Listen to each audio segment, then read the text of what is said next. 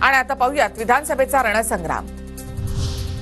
राहुल गांधी काय इंदिरा गांधी काय, जरी स्वर्गातून आल्या तरी कलम 370 लागू होणार नाही। धुळ्याच्या सभेमध्ये अमित शहांचा काँग्रेसवर निशाणा। राहुल गांधींना मी सांगू इच्छितो की तुमची चौथी पिढी जरी आली तरी मुस्लिम आरक्षण मिळणार नाही, मुस्लिमांना आम्ही आरक्षण मिळू देणार नाही। 23 तारखेला आघाडीचा सुपडा साफ होणार, अमित शहांचं वक्तव्य। मैं आज दूरे से कहकर जाता हूं, कान खोल कर सुन लो, आपकी चौथी पीढ़ी आएगी तो भी मुस्लिम आरक्षण नहीं। वोट बँकेच्या भीतीमुळे शरद पवार सुप्रिया सुळे राम मंदिराच्या प्राणप्रतिष्ठा सोहळ्याला आले नाहीत। आम्ही या वोट बँकेला घाबरत नाही, अमित शहांचा पवारांवर लांगुल चालनाचा आरोप।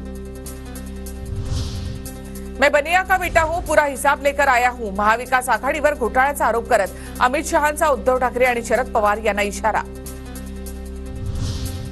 चांदीवाल आयोगाने अनिल देशमुखांना क्लीन चिट दिली नाही, आरोपी आणि साक्षीदारांची भेट डीसीपी करून द्यायचे, फडणवीसांचा आरोप।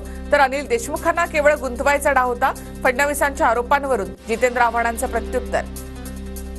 त्यांनी स्पष्टपणे सांगितलं की अनिल देशमुख यांना कुठलीही क्लीन चिट त्यांनी दिलेली नाही।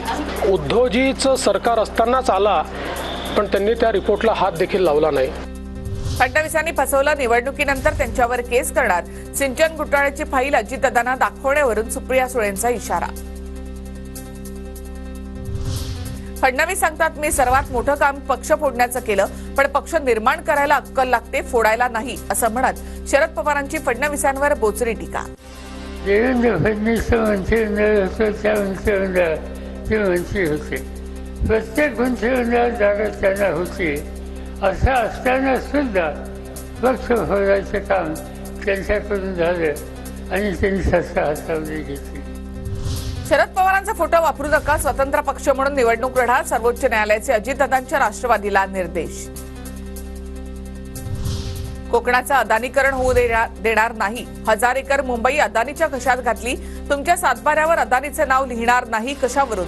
आपण मिळून कोकण वाचवायला हवा, उद्धव ठाकरे यांचं सावंतवाडीमध्ये वक्तव्य।